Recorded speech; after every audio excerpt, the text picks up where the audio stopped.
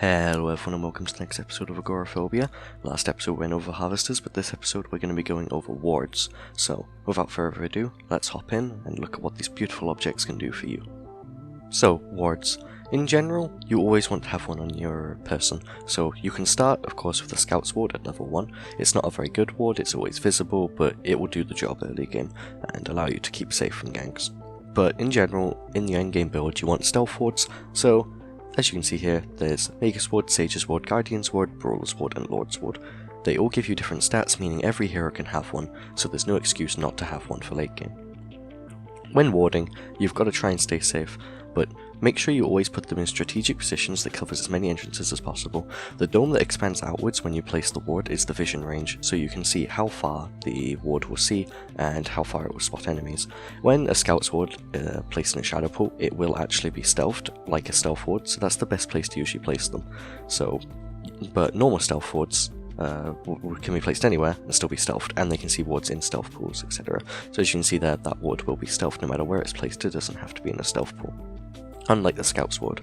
So another advantage is you can also place them on top of trees, which will allow you to keep them safe from melee auto attackers even if they see them with their own ward.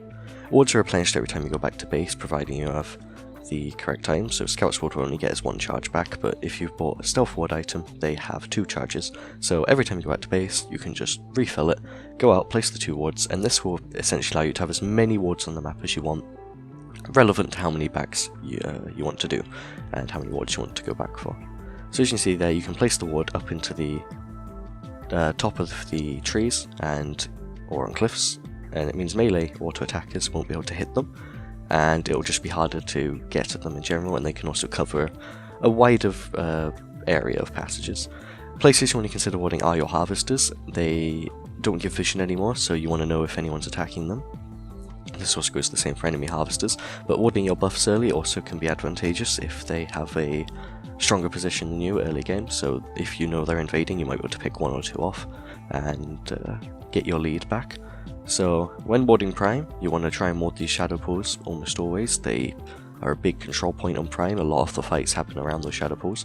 A good spot there is just under the ledge on their side, you don't have to go all the way up to the wall to place it, so you're not in danger of being ganked from the shadow pool. But it also allows you to see into the shadow pool and makes it awkward for, again, melee auto attackers to kill the ward.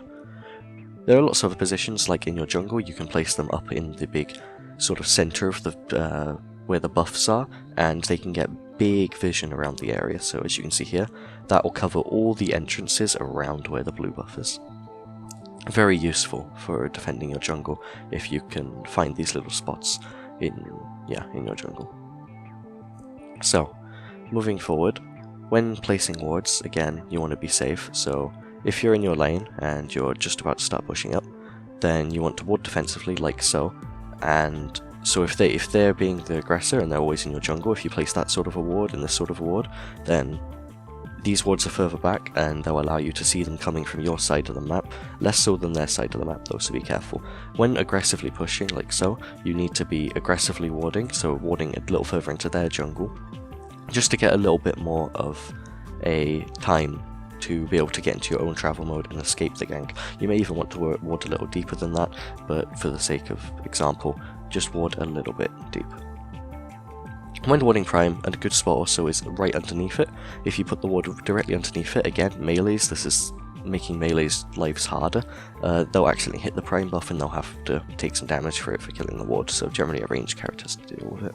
When dealing with black buff wards, there's loads of cool wards you can do. You can actually place them straight over the wall, into their jungle, into your own jungle, which is very useful without having to go in there and get deep wards, and you can see their white camps. So again, here you can also place it just on the cliff instead of right over the wall, and you can see sort of both sides, and also give you a bit of vision of the black buff if they're doing it.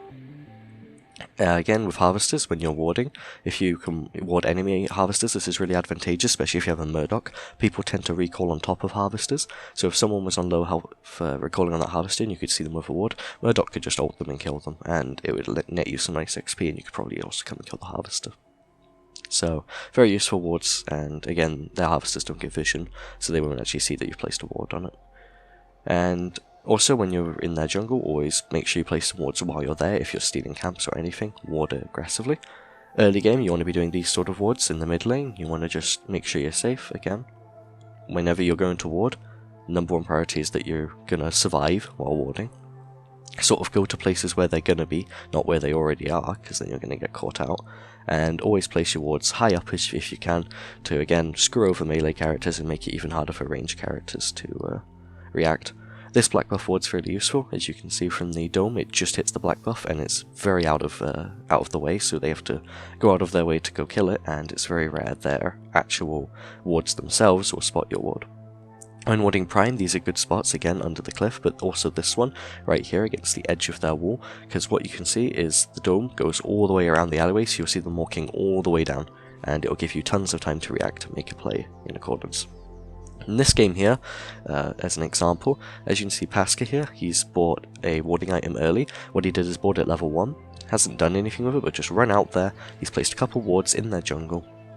And those wards come into play a little bit here, because of how people's early game tactics work. So he places those wards and immediately recalls back to base and sells his warding item, and then buys a start with health potion, mana potion, and a strike token.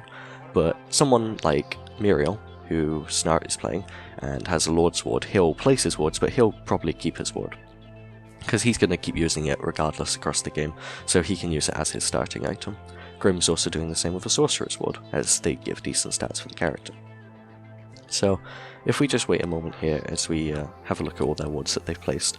Their wards aren't as good because they're in sort of the middle portion of the map, which is where people don't usually go at this stage.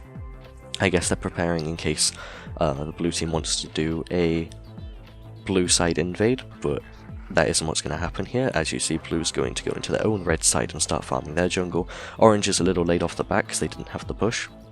What this means is they're going to get spotted by that ward, so blue can make the aggressive play and go and push out the lane and get the early card XP. So orange actually cleared out the ward, but now they can't go forward because they know there's vision down there and they'll get spotted if they go that way and probably caught. So they have to go all the way around the back, and as you can see, by the time they've had to go all the way around, blue is able to just make a swift escape out the back, and so orange can just lose the tempo advantage and blue get ahead. So warding can do all sorts of things for you across the game, and I hope this was useful to you, and just a basic warding guide.